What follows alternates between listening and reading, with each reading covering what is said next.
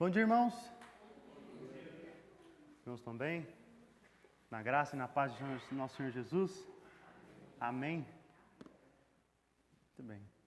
Se os irmãos verem uma Bíblia aí perdida aí em cima de algum dos bancos, eu acho que é a minha. Ah, essa mesmo. Pronto. Apareceu a própria. Muito bem, irmãos. Os irmãos lembram nosso assunto, nosso tema? Aceitar o desafio lá do Nil,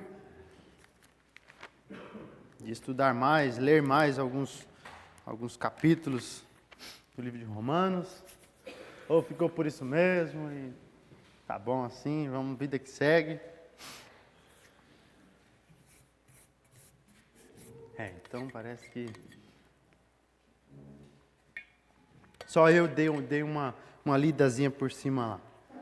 Brincadeira, irmãos. Pedir para vocês abrirem, por gentileza, em Romanos 4, porque nós não terminamos o livro de Romanos do capítulo 4, né? Nós não terminamos o quarto capítulo. Não sei se os irmãos lembram, nós paramos no verso 17, né? E aí eu queria trazer uns versos antes, para a gente firmar o conhecimento mais uma vez e aí seguir para o capítulo 5. No capítulo 5 eu vou apenas introduzir, porque eu acredito que não vou ter tempo, tá? Para finalizar o 4 e o 5 hoje. Então só vou introduzir o 5. Todo mundo abriu aí? Todo mundo achou? Então eu vou...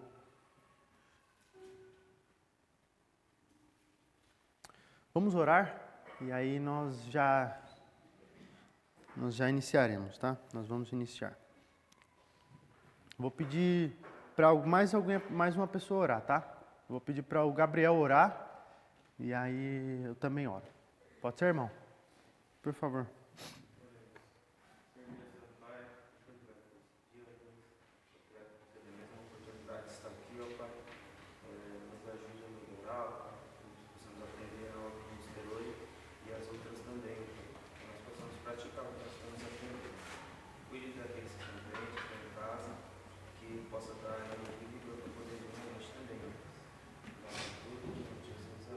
Amém. Deus Todo-Poderoso, o Senhor é o Criador, o Deus Eterno, o único Deus, Deus Santo, invisível, imortal. Nós estamos aqui, Pai, diante do Senhor, te rendendo graças, pedindo ao Senhor que intervenha nas nossas vidas, no nosso coração. Nos ajuda a focar nossos pensamentos, nossas atitudes na Tua Palavra, Pai. Para aprendermos a sermos sal nessa terra, para que possamos influenciar as pessoas, Pai, não ser influenciados. Nos ajuda a ser esse sal que dá o sabor a Deus, que ajuda as pessoas a verem as suas dificuldades e assim como nós, Deus, reconhecermos que somos pecadores, ó Deus, eles possam assim também fazer. Abençoa cada um dos teus servos que está aqui nessa manhã, para que a tua palavra modifique os nossos corações, modifique a nossa conduta. Passamos a viver uma vida santa, Deus, na tua presença, na presença de outras pessoas para testemunhar, ó Pai. Nós temos nossas falhas, nossas dificuldades, o Senhor as conhece, ó Deus, mas isso não é parâmetro para nós continuarmos assim, ó Pai. Nos fortalece, nos ajuda a mudar essas más condutas que aparecem, ó Deus, na nossa natureza carnal.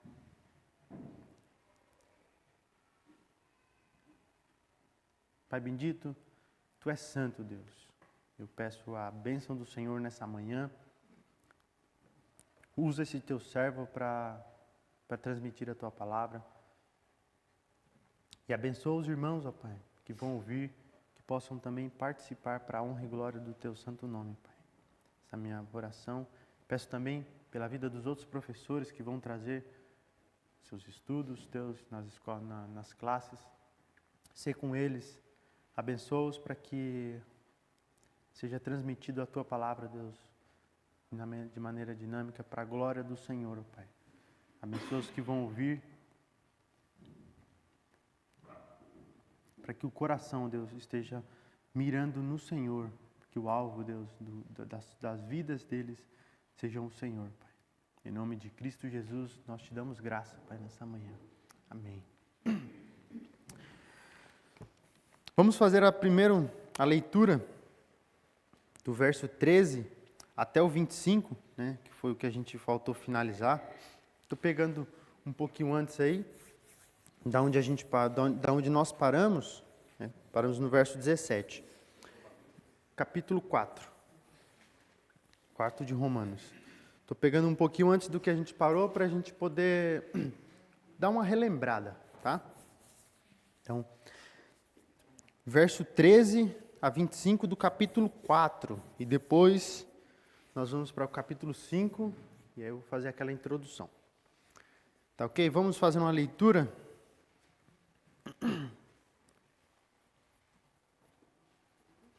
Todos acharam? 4, do 13 ao 25. Não foi mediante a lei que Abraão e a sua descendência receberam a promessa de que ele seria herdeiro do mundo, mas mediante a justiça que vem da fé. Pois se os que vivem pela lei são herdeiros, a fé não tem valor e a promessa é inútil, porque a lei produz a ira, e onde não há lei, não há transgressão. Portanto, a promessa vem pela fé, para que seja de acordo com a graça e seja assim garantida a toda a descendência de Abraão, não apenas aos que estão sob o regime da lei, mas também aos que têm a fé que Abraão teve. Ele é o pai de todos nós, como está escrito: eu o constituí pai de muitas nações. Ele é o nosso pai aos olhos de Deus, em quem creu, o Deus que dá vida aos mortos e chama à existência coisas que não existem, como se existissem. Abraão, contra toda esperança, em esperança creu, tornando-se assim pai de muitas nações. Como foi dito a seu respeito, assim será a sua descendência. Sem se enfraquecer na fé, reconheceu que o seu corpo já estava sem vitalidade, pois já contava cerca de 100 anos de idade, e que também o ventre de Sara já estava sem vigor. Mesmo assim, não duvidou, nem foi incrédulo em relação à promessa de Deus, mas foi fortalecido em sua fé e deu glória a Deus, estando plenamente convencido de que ele era poderoso para cumprir o que havia prometido. Em consequência, isto lhe foi creditado como justiça. Assim, as palavras lhe foram creditadas, não foram escritas apenas para ele, mas também para nós, a quem Deus creditará justiça. A nós que cremos naquele que ressuscitou dos mortos, a Jesus nosso Senhor. Ele foi entregue à morte por nossos pecados e ressuscitado para a nossa justificação. E os judeus, comumente, eles acreditavam que Abraão, o patriarca, ele tinha guardado toda a lei antes que ela fosse entregue para o povo judeu lá no Monte Sinai. Eles acreditavam que Abraão era o ponta firme lá que guardou tudo cabalmente, cada detalhe, né? Era o que eles acreditavam. De modo que, né, ele teria mérito para se gloriar pelo fato de eles acreditarem que ele tinha guardado a lei. Os irmãos estão lembrando mais ou menos?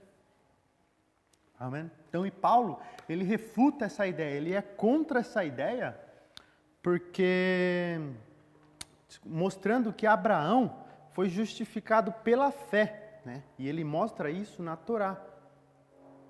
Lá no livro que, no Pentateuco, na Torá, que era a lei, para eles entenderem, para eles verem que não era assim, não foi porque ele guardou a lei, porque não tinha lei, né? Vocês lembram? Até foi um ponto que a gente esmiuçou aqui na aula passada. Acho que o Veiga trouxe o ponto que foi muito bom, né? Não tinha lei, então não tinha como ele ter guardado a lei, guardado algo que não tinha, né? Vamos lá. E tanto é que não existia lei. Então, Paulo refuta essa ideia, mostrando que Abraão foi justificado pela fé. Isso foi o que nós vimos, tá? E aí nós paramos no verso 13, que nós acabamos de ler, que fala: não foi mediante a lei que Abraão e sua descendência receberam a promessa de que ele seria herdeiro do mundo, mas mediante a justiça que vem pela fé. Pois se os que vivem pela lei são herdeiros, a fé não tem valor e a promessa é inútil. Então, se eles fossem justificados pela lei, a promessa de Deus não teria valor nenhum. Seria, né? Porque a herança prometida para Abraão, ela passaria a depender de um novo princípio, né? O princípio das obras, né? E não da fé. E aí Paulo refuta essa ideia. Ele é contra isso porque isso tá fora do que foi ensinado, né? Do que Jesus pregou, né? E se fosse pelas obras, né? A promessa de Deus seria cancelada, não teria valor nenhum. Porque se o cumprimento depende de guardar a lei, o fato que os homens seriam incapazes de guardar a lei, né? E a promessa jamais seria cumprida. A promessa de que Abraão seria o pai de uma grande nação e foi a promessa que Deus fez para Abraão. Tá? Irmãos, se os irmãos tiverem alguma pergunta, alguma dúvida, se eu puder esclarecer, pode fazer que... Oi. Eu acho que só precisa ficar claro que o único ponto da lei que eles faziam esse vínculo de Abraão com a lei era a questão da circuncisão. Sim, sim. Porque é assim que começa, né, o capítulo 4. Era o único Isso. ponto que eles falavam: olha, como Abraão cumpriu a lei da circuncisão, que depois ela surge lá em Moisés, ele também entrava em todo o arcabouço da lei. Sim. Foi a parte da circuncisão para Abraão. Foi bem depois, né? Quando ele teve o Isaac, né? Não, desculpa. Um pouco depois de isso, exatamente. Né? De Deus fazer aquela promessa para ele. E aí, quando ele creu, aquilo foi imputado a ele como justiça e aí foi estabelecido. Mas aí o que os judeus estavam fazendo como ele cumpriu com a lei da circuncisão, eles achavam que tinha cumprido toda aquela lei, né? Exatamente. Ele entrava nessa categoria de salvo porque ele já cumpriu os aspectos da lei, mesmo não tendo a lei em Moisés. Sim, bem lembrado. Obrigado, Rafa. Não, porque aí fala da lei, né? Pensa nela como um todo. Mas o único ponto que eles pegaram é que... É o que cria o vínculo, eles sim. diziam, ele era o pai das nações, né? Ele é o pai de todos. E ele também circuncidou. Ele circuncidou os da casa, Sim. o filho. Os servos, né? Maravilha. Mais algum detalhe? Obrigado, Rafa, pela participação aí. Me ajuda muito, viu, se vocês participarem.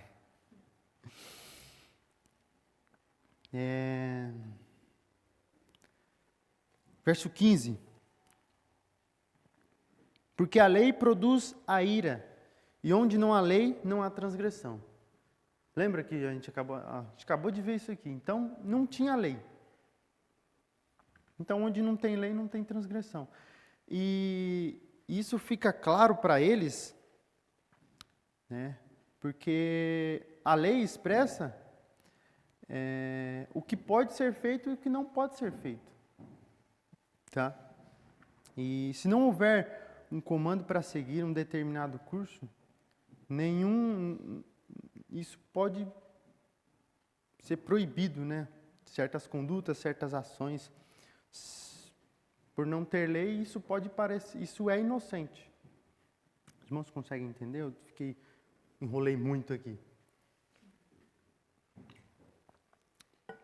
Por não haver lei, né, condutas e ações, elas são descritas como os inocentes, né? Como se não existe o errado, exatamente, né? E essa conexão com a qual essa declaração ela é feita, parece implicar que como os judeus tinham uma infinidade de leis claras, como os gentios tinham umas leis, e como os gentios também tinham aquelas leis naturais, não havia esperança de escapar daquela acusação. Tá? Lembra do ponto que o Rafa trouxe 2, 3 semanas atrás? Quando a gente falou sobre a transgressão. Vocês lembram? Lembram, né? Ficou bem claro isso. E eu queria até pedir novamente para o Rafa trazer essa ideia sobre a transgressão que você falou semana. Na sua última aula? Isso. Eu perguntei para você se tinha algum aspecto positivo na palavra em si, transgredir, né? Transgressão. E aí o que eu coloquei do aspecto positivo é que é exatamente nesse sentido. Paulo está transgredindo a mente dos judeus, porque eles pensavam de forma lógica assim, e muito concreta, para eles era muito claro que se você cumprisse toda a lei, ali você praticava todos os atos de justiça suficientes para você ter a sua salvação. E Paulo está dizendo exatamente o contrário, dizendo, olha, Abraão foi justificado em fé, pela fé. E esse era o aspecto positivo, né? Também dei um outro exemplo, por exemplo, acho que eu falei da questão do escravo, né? Sim. Você abrigar um escravo na sua casa, ao invés de você entregar ele para a justiça. No período da escravidão, você transgredia a lei e você escondeu um escravo. E aí? Relata como vai ficar certo, mas a sua consciência está sendo afetada, você está transgredindo a sua consciência. Então foi nesse sentido que eu coloquei no sentido positivo. E em Cristo, a nossa fé transgride a nossa justiça, transgride o que a gente entende por justiça, porque eu entendo que as minhas ações são justas. E pelo contrário, as ações de Cristo. Ele quebra as minhas tradições, ele quebra o meu conceito do que eu tenho, do que é certo e errado. Aquilo que o apóstolo Paulo transgride a mente deles, né? E a nossa também. Transgredindo a nossa mente, porque a gente, por natureza pecaminosa, a gente pensa, não, se eu fizer o bem, vai voltar o bem para mim. Se eu fizer o bem, eu vou ter o meu espaço lá no céu. Enfim, a gente tende a pensar dessa forma.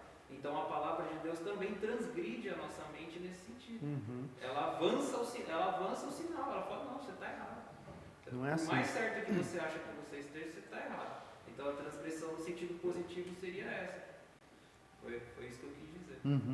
E foi muito claro, muito bom, né, para o conteúdo aqui, porque isso faz com que nossos conceitos, nossas ideias, nossos pensamentos caiam por terra, né? Daquilo que a gente acredita antes de ser salvo, né? E isso é o que a gente tem que fazer a partir de agora, né? A gente poder testemunhar isso para que as mentes das pessoas sejam transgredidas através da palavra de Deus. Porque eles acham alguma coisa que é certo e o que é errado, de acordo com o que eles acreditam, né?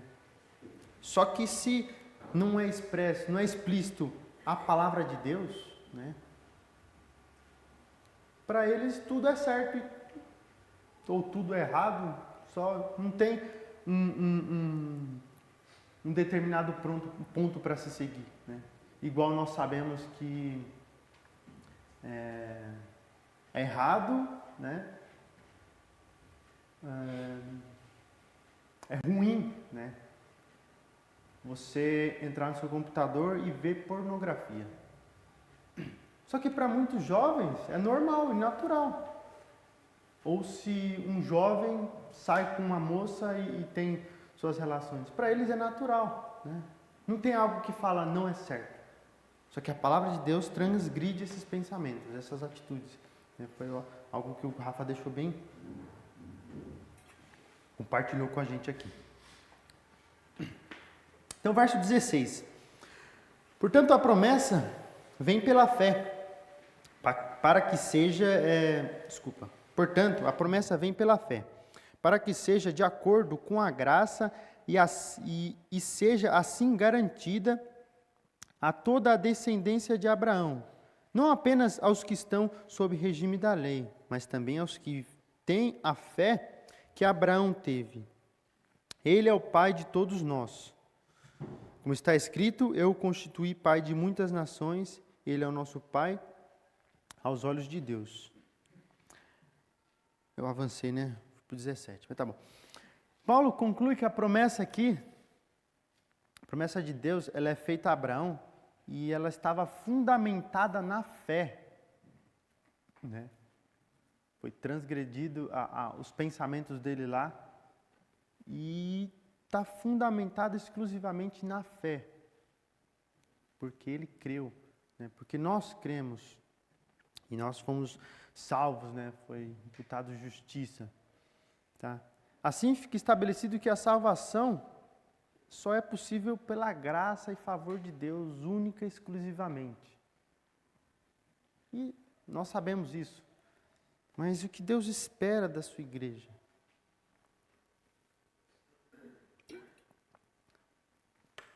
As pessoas não sabem disso, que é única e exclusivamente pela graça.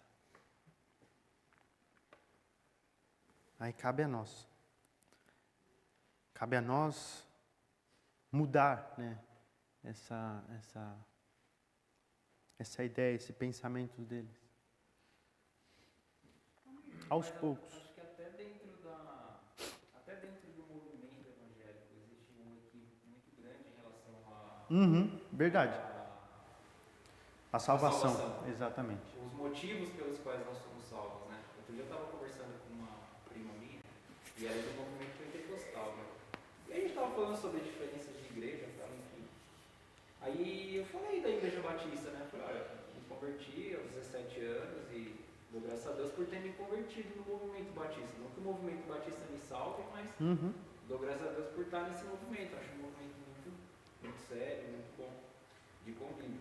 Aí ela falou, mas a igreja batista tem muita doutrina. Eu falei, doutrina? Eles usam essa palavra, doutrina, mas como assim doutrina? Ah, tem muita regra, não sei o quê. Eu falei, mas regra? Que tipo de regra? Doutrina? Eu falei, doutrina é a doutrina da salvação, doutrina do pecado, doutrina dos anjos, doutrina do evangelho, enfim. O que você quer dizer com doutrina? Ah, tem muita regra lá. Aí a gente começou a falar das regras, ela chegou à conclusão que a igreja dela tem bem mais regras do que a nossa, assim, do que a nossa igreja. A nossa que a gente convive aqui. E não tem nada a ver com o entendimento que eles têm acerca do que é o convívio de igreja e o que é salvação. Eles não sabem separar essas coisas. Para ela, a salvação é ela estar todo domingo na igreja. E do jeito padrão lá, do formal deles. Eles não abrem mão da saia, eles não abrem mão do terno, eles não abrem mão... Um monte... Eu falei assim, olha, vocês têm... O que você chama de doutrina na minha igreja é o que na verdade são regras que vocês têm. Vocês têm milhões de regras e eu não tenho nenhuma regra. Não tenho nenhuma regra lá. Para efeito de salvação, para convívio com Deus, para eu ter minha comunhão com o Senhor, com os irmãos. Não existe isso daí. Aí o entendimento é todo equivocado de que a salvação ela é pela graça. Não que é informal, né? Não que seja algo assim banal. Existe uma formalidade sim, no convívio aqui, no culto, na liturgia. Mas isso não implica efeito para a salvação.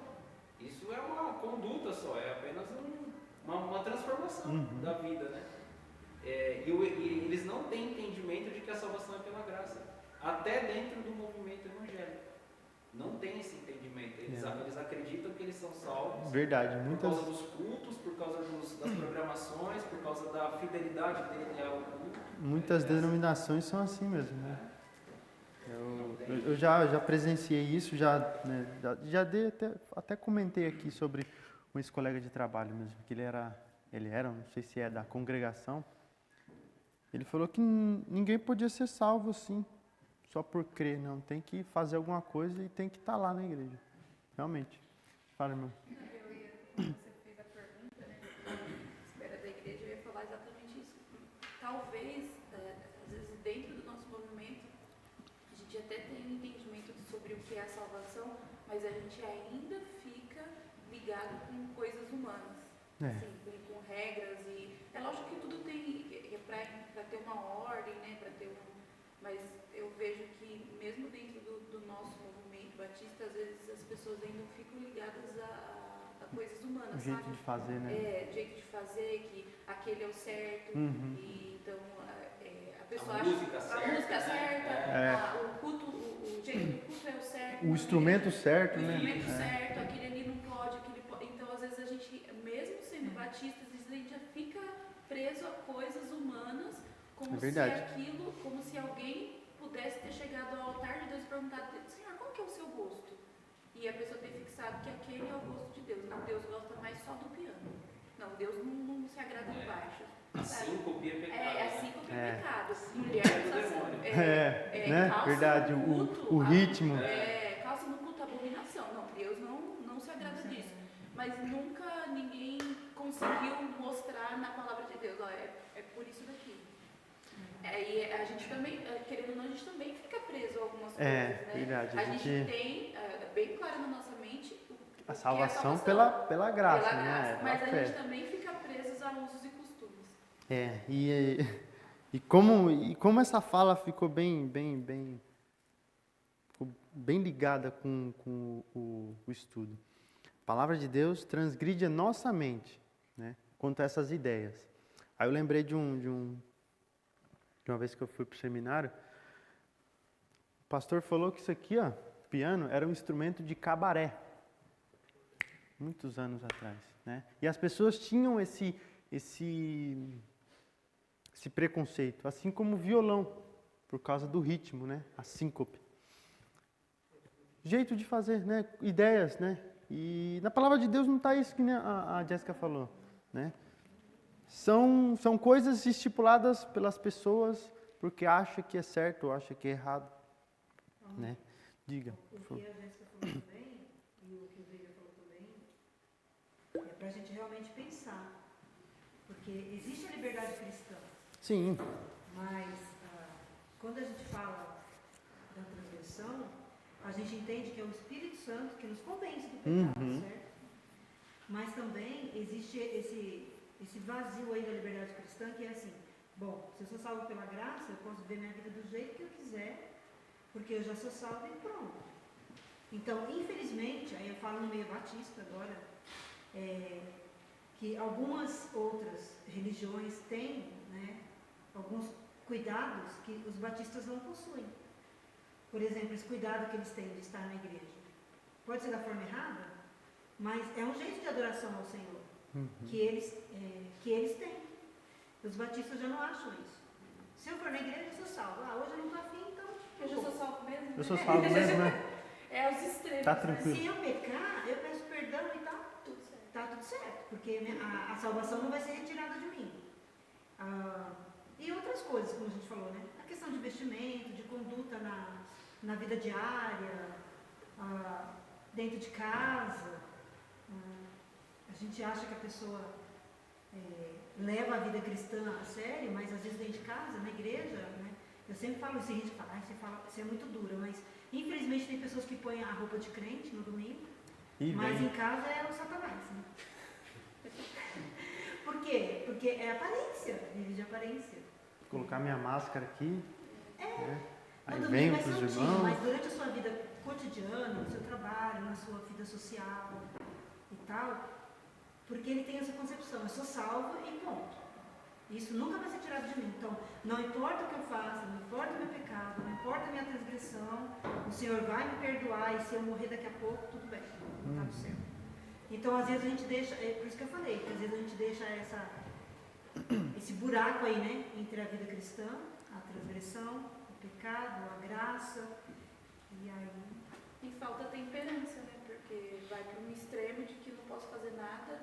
vai para outro extremo de que eu sou livre para poder Fazer tudo. tudo, A né? liberdade cristã. Então, cuidado com não isso. sei, assim, teve, por exemplo, na minha vida, né? Eu posso dizer da minha vida só. Primeira coisa, nós somos salvos individualmente. Uhum. Né? Esse é o primeiro ponto da salvação. A salvação não é coletiva. Sim, Deus deixou é, isso claro, exatamente. que lá até no povo de Israel tinha alguns que não eram, que não pertenciam, e estava lá no meio do povo, ele deixou isso claro. Então, o que eu vejo? Eu vejo, por exemplo, na minha vida, buracos que às vezes ficaram na minha vida. Eu não pensava assim, eu sou salvo mesmo, tipo, eu posso fazer isso daqui que não vou perder minha salvação. Vai ter alguma consequência, mas eu não vou perder minha salvação. Uma consequência temporal aqui. Eu acredito que quem não pensa, o ponto da Marília, né? Eu acredito que quem não pensa no convívio de igreja, ele ainda não amadureceu do que é a igreja. Ele tem claro que ele é salvo pela graça, mas ele ainda não compreendeu que o convívio entre os irmãos também faz parte da salvação. Sim. Quando nós somos salvos, nós ganhamos um conjunto de dons e talentos e bênçãos que nós precisamos entender cada qual. Eu tenho que entender que eu tenho que estudar a minha Bíblia, que eu tenho que orar ao Senhor, isso individualmente, que eu tenho que procurar comunhão com o meu irmão individualmente. Então, existem pessoas que não querem o convívio de comunidade, de cristão, porque ainda não compreendeu que isso também faz parte, e isso é importante para o meu crescimento. Exatamente. Então, assim, eu estou crescendo, estou talvez engatinhando para crescer pelo meu desenvolvimento. Só que se eu começar a viver dentro do ambiente de família, isso pode ser exponencial, pode avançar muito mais. Por quê? Porque eu vou aprender com você, eu vou aprender com ela. Tudo que é dito, tudo que é vivido, tudo que é experimentado, na verdade é uma pedagogia para a gente desenvolver o nosso crescimento. A gente só não pode se deixar levar pelas emoções, pelas dificuldades. Esmorecer, né? Exato, a gente não pode cair por causa disso, tem que entender. Aquela pessoa está no processo. Eu estou no processo. Às vezes eu não estou entendendo tudo, não estou compreendendo tudo, não estou vivendo tudo. Por quê? Porque eu sou mais devagar, eu enxergo as coisas diferentes.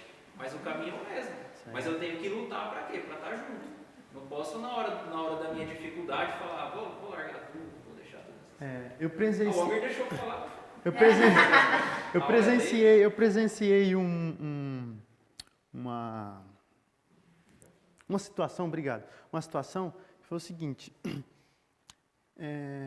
Teve uma pessoa que ela tinha um compromisso muito importante para ele, né?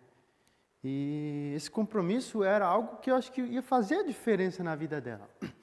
E aí teve alguma situação durante a semana, os dias, que ela pegou e falou assim, eu não vou mais. Se você quiser, falou para outra pessoa, né? Se você quiser, você vai sozinho, se vira lá. Vai. E aí, essa pessoa chegou e eu não entendo como. É coisa de Deus. Com calma, explicou, sentou, né, falou, isso é importante e tudo mais. Para o seu crescimento, lembrando do que o Rafa falou, é importante de estar no meio, em comunidade, né? E aí, beleza, a pessoa, acho que se acalmou e foi. Quando ela voltou, o relato que isso foi alguém me contando, tá? O relato que ela fez foi mais ou menos assim. Ainda bem que eu fui. Né? Fui abençoado por ter participado daquilo. Né? E algo que ela poderia estar fraca naquele momento, ela foi fortalecida, porque ela escolheu estar em comunidade. Alguém lá falou para ela, poxa, isso é importante. Entende? Importância de estar em comunidade. Só peguei o gancho do Veiga aqui para falar. Então vamos lá. Estamos no 17 agora. Falta 15 minutos.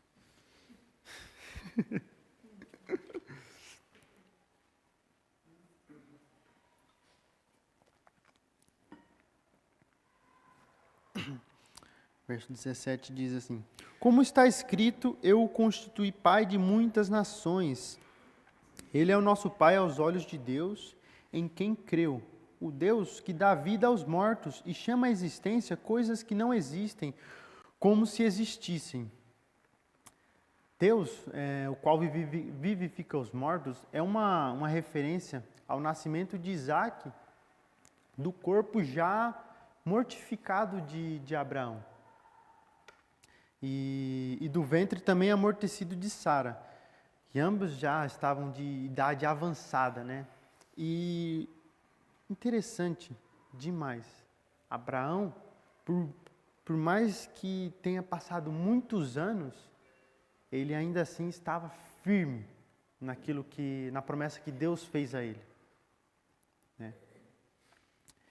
E durante o passar dos anos lá, claro, né, teve algumas dúvidas de Sara, né? Mas mesmo assim, não tem nenhum momento que afirma que ele duvidou, né? Ele só queria acelerar o processo.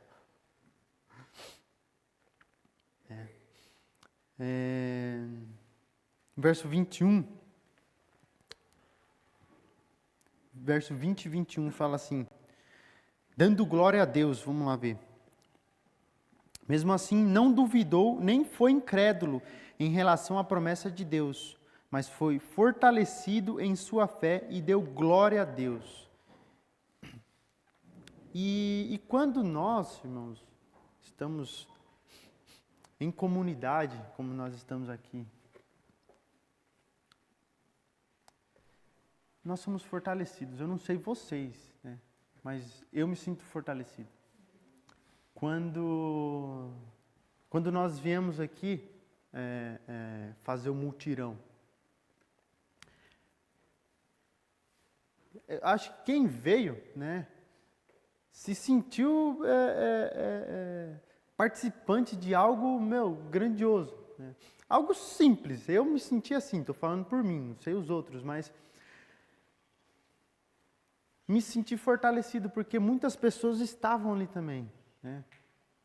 O Nil teve um momento que ele saiu para levar a mulher para ir buscar a Jéssica. Eu nem sei se ela sabe disso, mas ele voltou. É claro que ele deve ter falado. Mas voltou com as crianças dormindo no carro, né? Teve um momento que eu tinha um compromisso com a minha esposa, acho que era 1h da tarde. Eu saí, né? Fui lá em casa e depois eu voltei. Falei, poxa, eu tô com vontade de voltar. E voltei, né? O Rafa ficou um curto período, mas veio, né? Muitos se dispuseram. O corpo não queria. O espírito queria, mas o corpo não.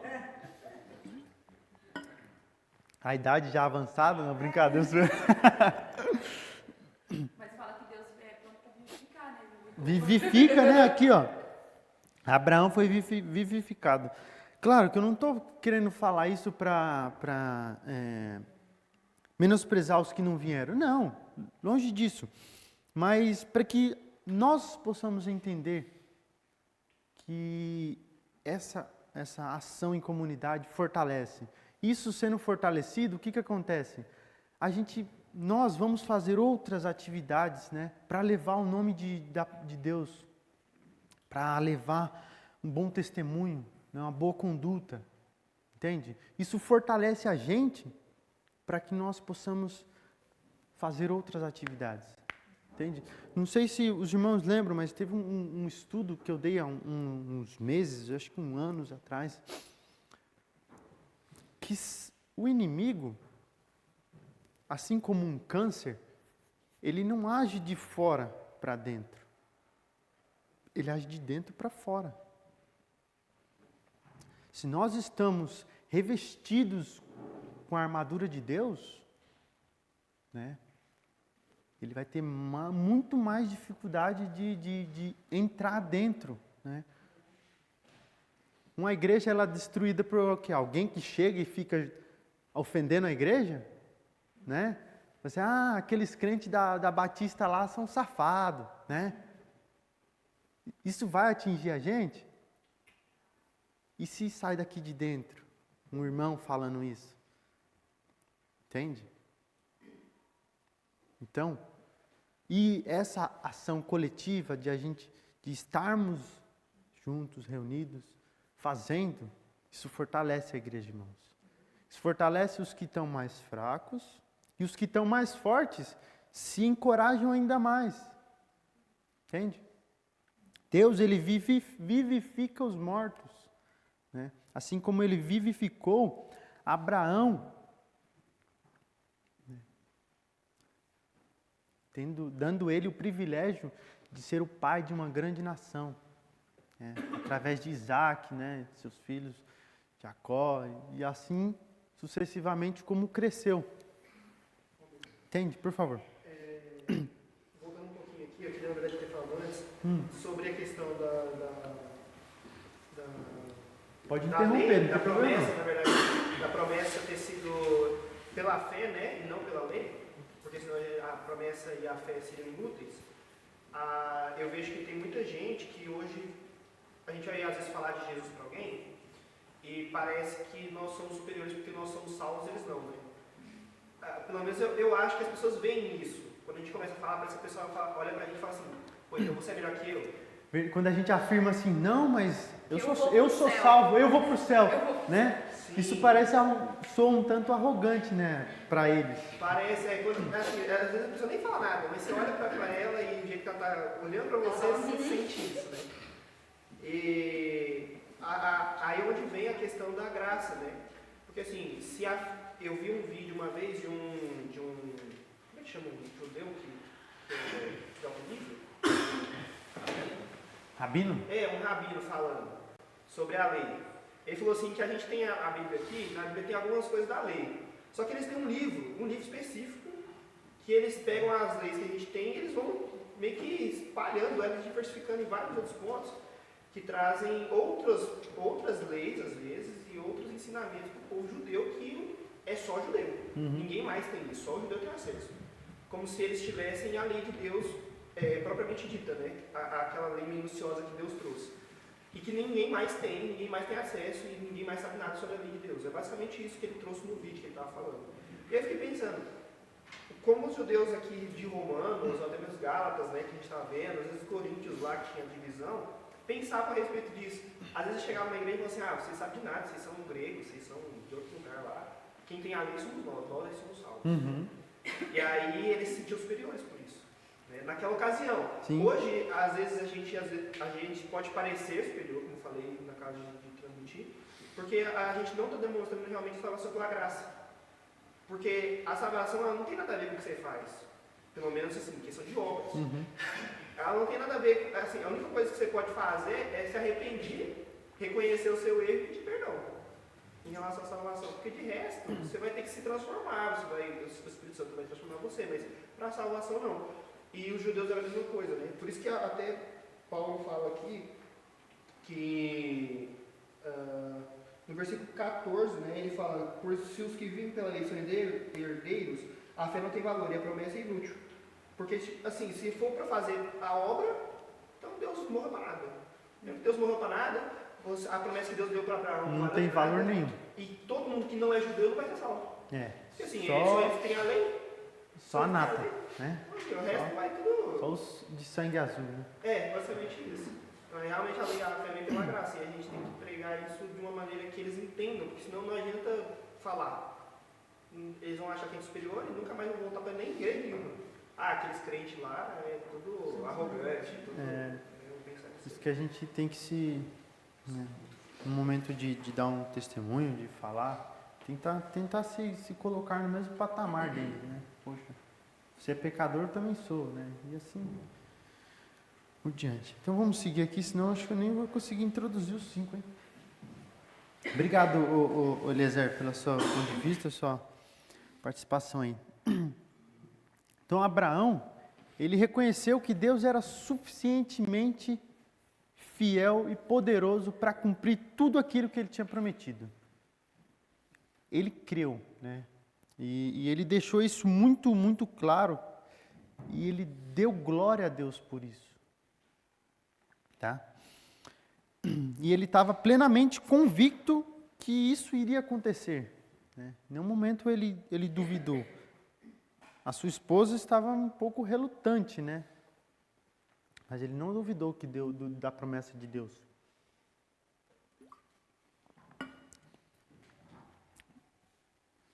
Verso 21. Estando plenamente convicto de que ele era poderoso para cumprir o que havia prometido. Na sequência, o 22. Em consequência, isto lhe foi creditado como justiça. E as palavras creditado, as palavras lhe foi creditado, não foram escritas apenas para ele, né? Mas também para nós. Vou dar uma pausinha aqui. Então, a fé de Abraão foi imputada a ele como justiça. E todas as coisas foram escritas não só para Abraão, mas para todos, né? Porque ele é o pai de uma grande nação. E assim nós estamos inseridos nisso. Nós podemos afirmar que nós somos salvos pela graça. E aí entra toda aquela ideia de não ser arrogante na hora de você afirmar isso, né? De você querer estar no convívio da igreja para se fortalecer, né? Para que, fortalecendo aqui o meio, a gente saia e transmita para as outras pessoas. Ou para aqueles que não têm nenhuma diretriz, ou para aqueles que até mesmo são do convívio de uma igreja, né? Que todos nós fomos salvos pela fé, pela graça. Não é algo que você vai fazer, não é você vindo com a roupa, vindo de saia, não pode cortar o cabelo, né? Não pode usar maquiagem nem brinco. Qual mais a conduta? Você tem um jeito de fazer, né? No culto aqui, ó, as músicas, tem que ser o piano, não pode ser o violão, né? Entendem isso? Alguém levantou a mão? Não? Tá. As experiências de Abraão são tão relevantes para nós como foram para ele, né, no caso. Porque a gente serve o mesmo Deus Criador, né? Nós estamos aqui servindo o mesmo Deus ainda de 2.000, 3.000 anos atrás. Essas experiências relatadas aqui servem para nós também. Nós recebemos o crédito de justo diante de Deus do mesmo modo que Abraão. Pela fé.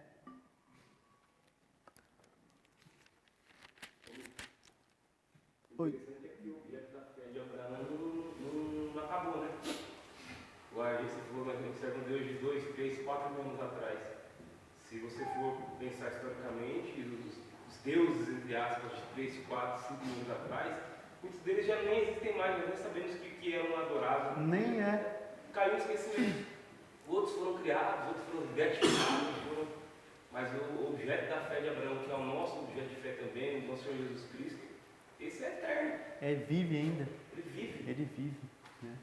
E isso é tão aconchegante, é tão maravilhoso de você sentir, saber isso, né? Eu nunca tinha parado para pensar isso não, cara, né? Que aqueles deuses relatados lá, né? Os faraós, né? Os faraós não eram considerados deuses? Quantos estão vivos hoje?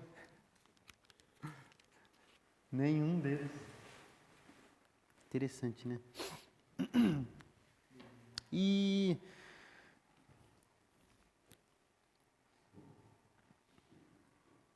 as palavras lhe foi creditado, né? Lhe foi creditado, não foram escritas apenas para ele, mas também para nós, a quem Deus creditará justiça. A nós que cremos naquele que ressuscitou dos mortos, a Jesus, nosso Senhor. Ele foi entregue à morte por nossos pecados e ressuscitado para a nossa justificação. Jesus, ele foi entregue por nossas ofensas e isso foi prometido em Isaías. Vamos abrir lá. Isaías 52.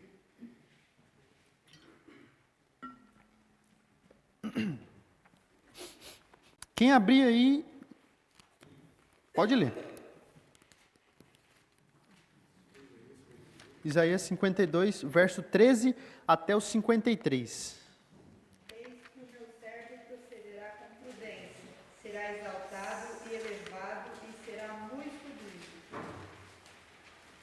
Até os 53. 52, 13 a 53. Como pasmaram muito à vista dele, pois o seu aspecto estava muito desfigurado, mais do que o de outro qualquer, e a sua aparência mais do que a dos outros filhos dos homens. Assim causará admiração às nações, e os reis fecharão a sua boca por causa dele, porque aquilo que não lhes foi anunciado verão, e aquilo que não ouviram entenderão. Obrigado, Deus. Os irmãos viram aí? Quem foi que entregou Jesus? Foi Judas? Quem foi? Pilatos? Sinédrio? Né? Foi Satanás? Não, irmãos. Foi o próprio Deus em favor de nós. Né? E ele já prometeu isso lá em Isaías, né? Muito antes do Novo Testamento. Prometeu e cumpriu, né? Para o quê? Para transgredir a ideia daqueles judeus, para transgredir os nossos pensamentos, as nossas condutas, para nós entendermos que a gente pode tentar fazer cabalmente tudo que está escrito lá nas linhas, nas interlinhas, transgredindo essa ideia. Se a gente fizer tudo bem feitinho, a gente vai ser salvo. Não. Já prometeu antes, para nós entendermos que é pela graça. E ele fez isso por amor, né? Porque ele prometeu. E ele é fiel para cumprir, assim como Abraão relatou, né? Ele creu, ele não teve dúvida. Tá? Aqui ainda falando, certamente todos esses foram agentes causais na crucificação de Cristo, né? Judas, Pilatos, né? O Sinédrio lá, Satanás, eles foram agentes lá, né? Mas, no final, Deus, o soberano, que fez acontecer e fez cumprir o plano da redenção em nossa vida. Tá? O Pai entregou Jesus... Oi? Toda essa explicação do apóstolo Paulo que ele dá, o Abraão tinha consciência disso? Como assim, Rafa? O Abraão sabia que ele tinha sido imputado justiça para ele, que tudo que aconteceu com ele não era por causa das obras dele? Todo esse esclarecimento que o apóstolo Paulo dá, o Abraão tinha consciência disso, do autor acreditado? Você está aqui definindo vários termos agora. O Abraão sabia dessas coisas? Cara, eu não sei te dizer, mas eu arrisco, né? Como eu falei, possa ser que eu não saiba responder tudo que vocês perguntem. Mas eu arrisco dizer que ele sabia sim. Né? Tanto é que mais para frente, Deus, ele pede seu filho, não é? Isaac? Pede Isaac, né? E ele cumpre, né? Ele vai lá, poxa, vou fazer. E chega no último momento, o que acontece? Deus, ele providencia o cordeiro. Né? Então, eu acredito que ele sabia sim. Talvez ele não soubesse com todos esses termos que eu posso falar. Com todos esses termos, exatamente. Ele tinha convicção da fé dele. Uhum. Por quê? Você tem algo para compartilhar com a gente aí? Não, era uma dúvida, mas eu ligaria com o próprio Gênesis 15, né? Porque essa palavra, por exemplo, isso lhe foi imputado para a justiça, Deus cita lá em Gênesis, né? Não só o Abraão tinha convicção do que estava acontecendo, como Moisés também tinha convicção e escreveu isso, né? E isso deveria ser um ponto a ser considerado que eles menosprezaram, né? Os judeus vieram ignorando isso a vida toda e criaram todo esse sistema de leis aí que não funciona. Por não entender esse termo, né, imputado para a justiça, e é o exemplo que você acabou de dar, de Jesus. Deus, ele nos declarou justos. Então, se ele declarou, está declarado. Ele me declarou justo. Assim como ele declarou em Jesus pecado. Ele declarou pecado em Cristo. Está declarado. Eu posso. Não, Entregue por nossas concordo ofensas. que Jesus tinha pecado. A Bíblia mesmo. Que negócio é esse? A Bíblia fala que Jesus não tinha pecado. Mas a mesma Bíblia fala que nele tinha pecado. Que Deus lançou sobre ele todos os pecados. A ira de Deus foi sobre ele por causa do nosso pecado. Ou seja, quando Deus declara alguém, é a lei dele, é o ato declaratório dele de nos tornar justos. Né? E foi isso que ele fez com Abraão. Foi exatamente, eu acredito que Abraão tinha plena convicção disso, sim. Porque Gênesis 15 fala disso. Gênesis 15 fala exatamente sobre isso. E ele creu para a justiça e isso lhe foi imputado. Entende? Entendi. Sim, eu não sabia te responder, mas... Não foi uma pergunta assim que eu já sabia a resposta. Não, Eu sim. só queria elaborar com você exatamente Sim, nesse sim. sentido. De entender que a nossa salvação, ela nos foi dada e nós temos que ter essa consciência. Quando o Abraão foi levar o Isaac para sacrificar, o Abraão não foi pensando assim, mais um ato de justiça meu, mais uma obra minha que o Senhor vai colocar lá no caderninho dele. Não, ele tinha plena convicção de que... Ele já sabia. Tanto é que ele creu de tal forma que ele levou e Deus falando ele assim... falou o quê? Poxa, Quando o menino pergunta, pai, tá tudo aqui, Deus tá o machadinho, vai providenciar tá para si o cordeiro. Exato. Né? Exato. Muito bem. Obrigado pela participação, Rafa, e eu já vou encerrar. Tá? Vou encerrar uma pergunta que é o tema, né, desse primeiro semestre. Não sei se vai percorrer ainda, mas o que Deus espera da sua igreja, irmãos? Vocês viram os estudos que o Rafa deu, os estudos que o Nil deu, né? Os estudos que eu estou trazendo, todos esses baseados na palavra de Deus. O que os irmãos entendem, então, que deve ser nossa responsabilidade de conduta? Né? Vou dar um exemplo. Quando nosso pai ensina algo para nós, ele espera que nós tomemos uma atitude, não é? Ensina, por exemplo, você ser uma boa pessoa, não mentir, vai. Vamos dar um exemplo, não mentir. Explica lá para o filho que é errado mentir. O que o pai espera que o filho faça? Não minta. Então, irmãos, que a gente não venha a perder a nossa essência genuína, tá? Quando eu falo essência genuína, é o nosso entendimento da palavra, a nossa atitude, quanto ao que nós entendemos de Cristo. Não se deixe esmorecer, né, por qualquer dificuldade. Tá? Mantenha-se fortalecido nessa fé genuína em Cristo Jesus. Tá bom? Para que não haja um esfriamento entre nós, ou uma soberba tal, né? Cadê o Eliezer? Que que nós venhamos pensar que nós somos melhores do que os outros, porque nós somos salvos. Então Deus espera que não haja esse esfriamento entre nós, que nós não nos deixemos nos ensoberbecer, né? Querer ser mais que os outros, assim como os judeus achavam. Que nós precisamos... Oi? 3? Tá. Que a gente não precisa proclamar a graça de Deus, né? A graça salvadora de Jesus Cristo, em que nós fomos salvos. Deus espera que isso não aconteça, tá? Deus espera que seja ao contrário, né? Deus espera que nós usemos esses exemplos da Bíblia, né?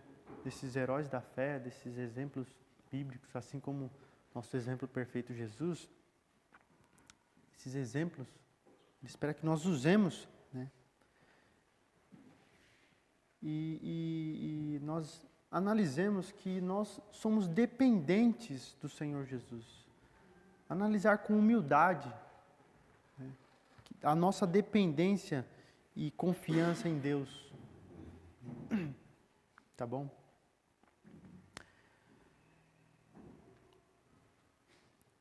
Tem mais coisas aqui, irmãos, que eu tento ler e falar para vocês, eu acabo me perdendo, mas não deixa a sua... Não deixa com que... Calma. 1, 2, 3. Irmãos, não deixe com que a sua conduta diária, né, se você se afastar de Deus, não deixe que isso afete o outro irmão, tá? Busque comunhão com a igreja, se fortaleça aqui dentro. Se caso você está capengando, né, se fortaleça aqui.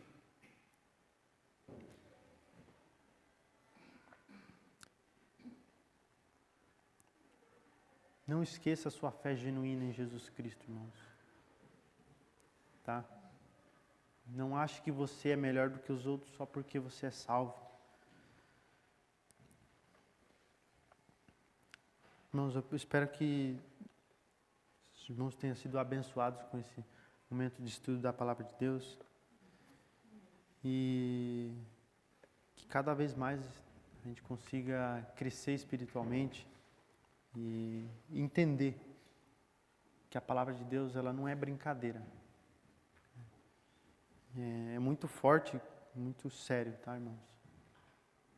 Que os irmãos sejam abençoados, os irmãos sejam ricamente,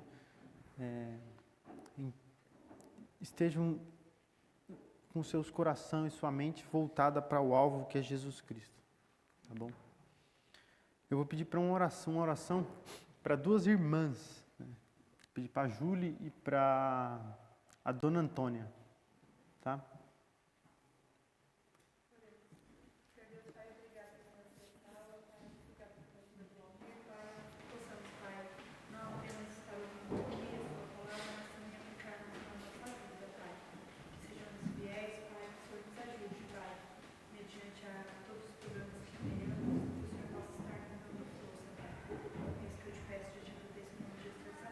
Amém.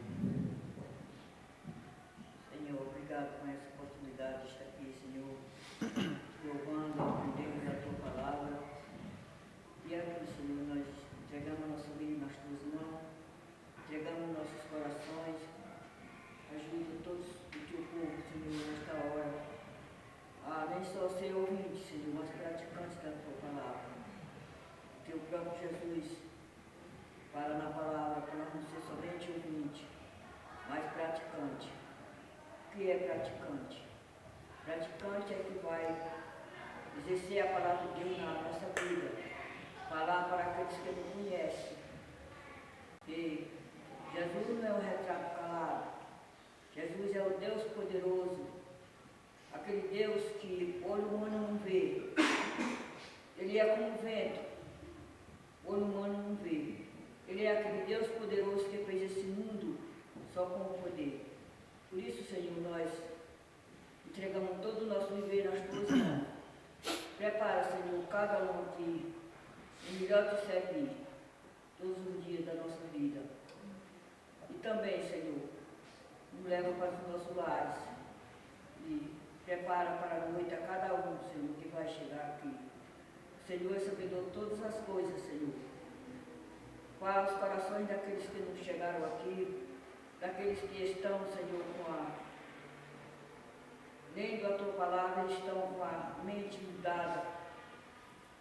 Não sei para onde, mas o Senhor sabe a mentalidade de cada um do povo de Deus que lê essa palavra e muitas vezes lê, mas não entende.